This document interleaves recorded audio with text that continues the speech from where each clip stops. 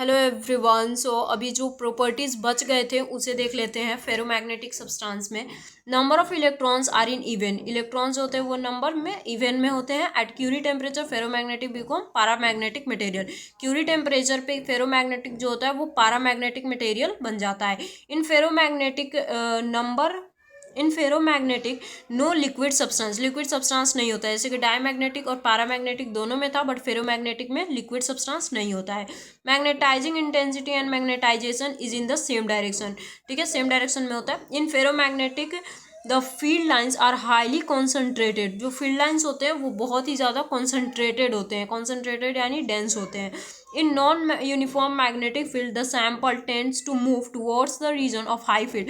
Non uniform magnetic field में जो sample होता है वो टेंड्स करता है, जो कि वो मूव करता है हाई फील्ड के रीजन में। ठीक है, मतलब कि हाई फील्ड के रीजन की तरफ वो मूव करता है। If we remove external field in some ferromagnetic material, अगर आप रिमूव कर देते हो एक्सटर्नल फील्ड को फेरोमैग्नेटिक मटेरियल से, तो जो मैग्नेटाइजेशन होता है वो परसिस्ट करता है। Such materials are called hard magnetic materials और हार्ड फेरोमैग्नेटिक्स। देखिए, जब आप रिमूव कर देते हो एक्सटर्नल फील्ड्स, कुछ फेरोमैग्नेटिक मटेरियल्स जो मैग्नेटाइजेशन होता है वो परसिस्ट करता है कुछ मटेरियल्स में, उसे हम बोलते हैं सच मटेरियल्स। वैसे मटेरियल्स को जो है वो हम बोलते हैं हार्ड मैग्नेटिक मटेरियल्स और हार्ड फेरोमैग्नेटिक्स।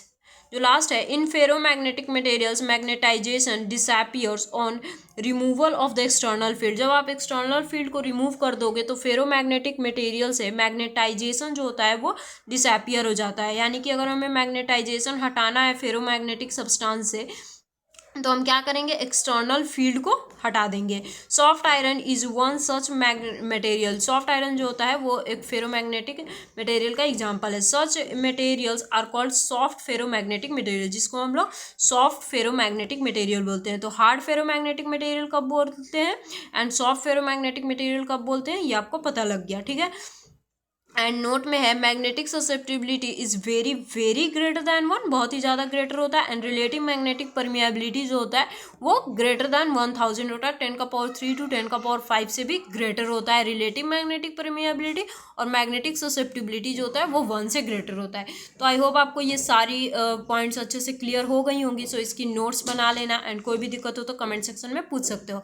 ये सारे 20s थे, इसमें से आप कुछ नोट कर सकते हो जो आपको ईजी लगे एंड उसको लर्न कर सकते हो। एग्जाम में अगर आता है तो प्रॉपर्टीज लिखने को, तो इसमें से आप कोई भी 5, 6, 8 जितने भी पूछे वो आप लिख सकते हो। सो मिलते हैं आज नेक्स्ट वीडियो के साथ। बाय।